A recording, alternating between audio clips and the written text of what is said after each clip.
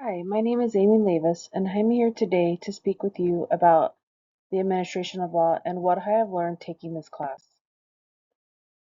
Administration of law, insights and challenges. I have learned several key points. Understanding the legal framework.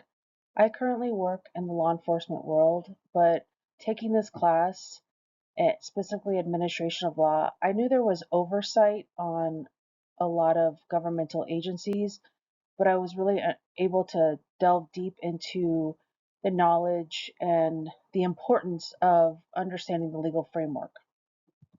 The role of administrative agencies. Again, I've been in the law enforcement world for almost 20 years, and but it is very important, just like within our government, is the whole checks and balances. It's too much to give one specific part of the government full access to rule over all other departments. So the checks and balances is really important. The importance of due process. Due process, whether it's going to be a criminal due process or a civil due process, it is important for all sides to be able to provide their side of the story. Again, I'm a supervisor in the law enforcement world, and being on both sides as a non-supervisor and currently a supervisor, the importance of being on one end of an investigation to actually doing the investigation, again, whether it's some sort of administrative internal investigation or a criminal investigation, it is important for that due process, which I can truly appreciate. Interplay between law enforcement and public policy. In my current profession, I have contact with our city council members, so I understand the importance of public policy and with law enforcement because they go hand in hand with each other. And then challenges in law enforcement. My agency is always currently hiring uh, for civilian and sworn, and it is becoming more and more difficult for several reasons, which is a challenge in the law enforcement world. And then technology in law enforcement. Just as soon as law enforcement has a handle on some sort of program or application, things tend to change. Understanding the legal framework. I've kind of touched on a little of this already. Gain insights into the structure of the legal system, including roles of federal, state, and local laws, and how they interact with the framework of guidance. Gained insights into the legal system include just how they all have to work together. There's local departments that rely on federal funding. There's local schools that rely on state funding, and then there's local police agencies that rely on all three, federal, state, and local. That includes taxes and grants and things of that nature. The role of administration agencies. I've learned the significant role that administrative agencies play in implementing and enforcing laws. These agencies can create regulations, conduct investigations, and ensure compliance with various legal standards.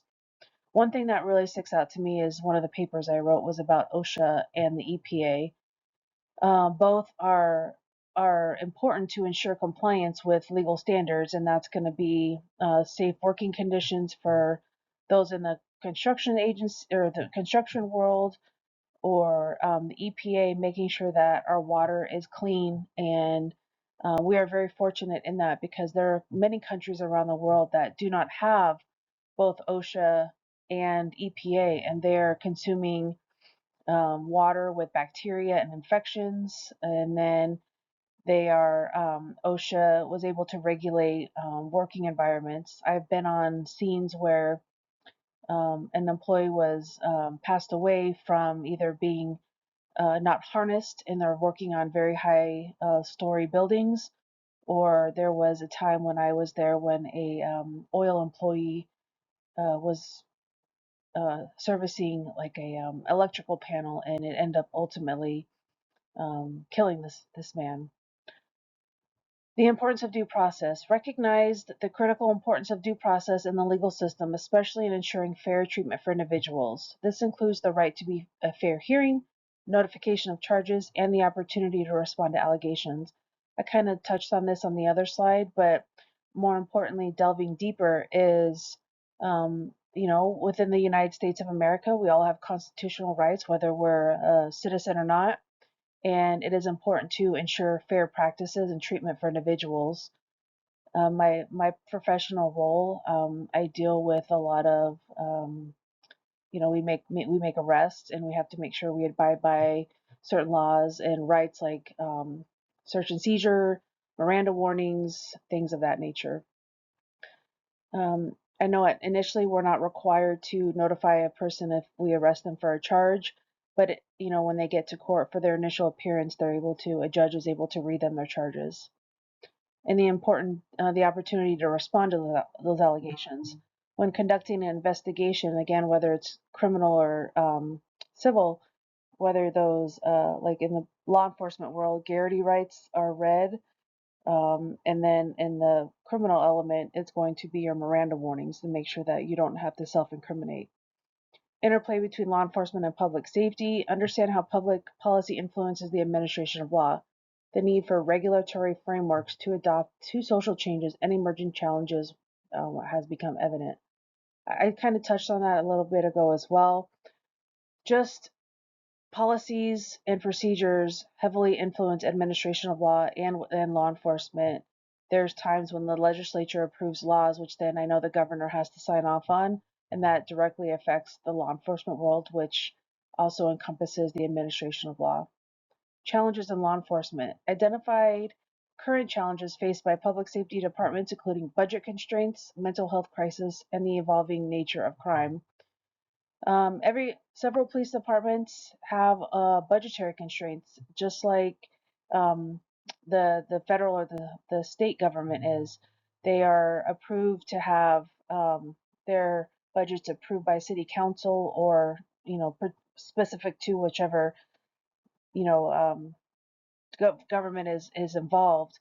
But we are being in the public safety world, we adhere to our taxpayers, and it's transparent when it comes to finances in the government world. Mental health crisis.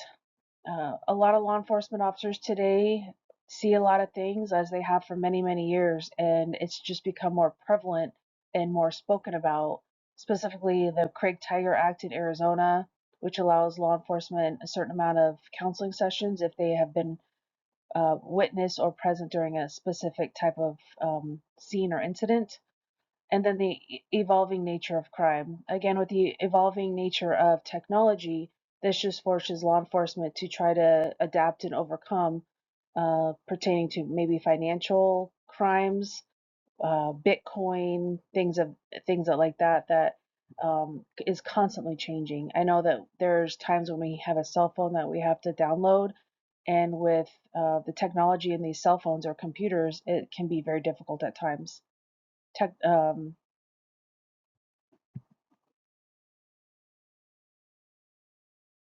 Technology and law enforcement explore the impact of technology on the administration of law, including advancements in surveillance, data collection, and the ethical implications using technology in policing. This definitely goes along with what I just spoke about with challenges in law enforcement. My agency has a real-time crime center, which has been useful 10 times over when it comes to finding people that of interest, whatever it may be.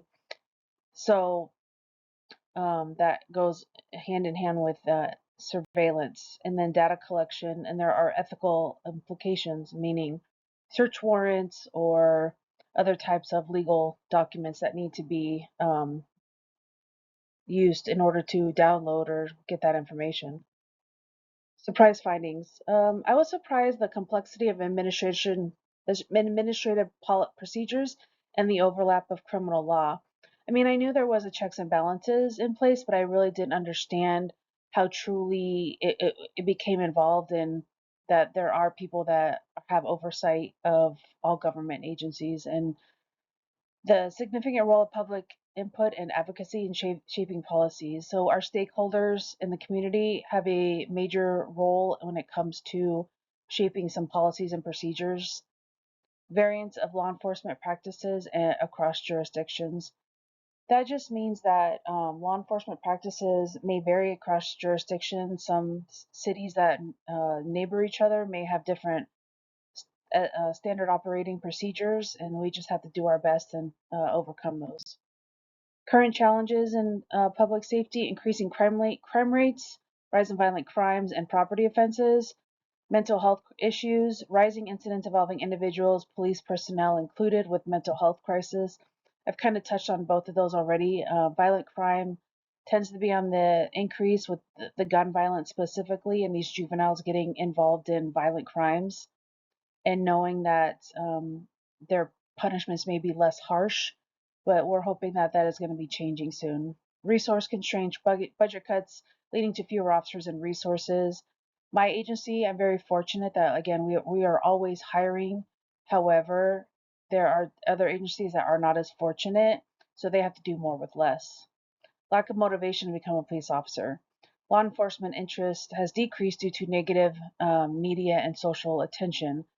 There's several media outlets that do not support police and law enforcement, so that is definitely a current challenge facing law enforcement today.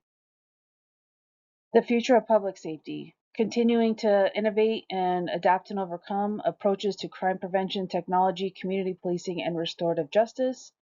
The role of legislation in shaping law enforcement practices, and then anticipating future challenges, like I've kind of spoken about, the cybercrime and evolving social norms. The cybercrime includes the Bitcoin, the fraud, and that does affect a lot of people, with people getting text messages and then clicking on these links, which then opens up all of their personal information. So those are the types of um, things that law enforcement will have to just adapt in the future. Through this exploration of administration of law, I've gained a deeper understanding of the legal framework that governs public policy or public safety and public policy. This includes recognizing the vital roles of law enforcement, administrative agencies, and the judiciary role in maintaining order and justice. The importance of due process cannot be overstated, as it ensures individuals are treated fairly and justly within the legal system. This principle is foundational to public trust and the legitimacy of law enforcement. We need to always consistently try to keep doing better. Building trust between law enforcement and the communities they serve is essential. Effective communication and engagement strategies can help bridge gaps and foster collaborative relationships. And as we move forward, it is crucial to adapt our approaches to the evolving landscape of public safety. This includes embracing innovation, addressing systemic issues, and ensuring that public policy reflects the needs and the values of the community. Thank you for your time. I appreciate all the learning I've done with this class. It has definitely been a step in the right direction for my professional career. Thank you.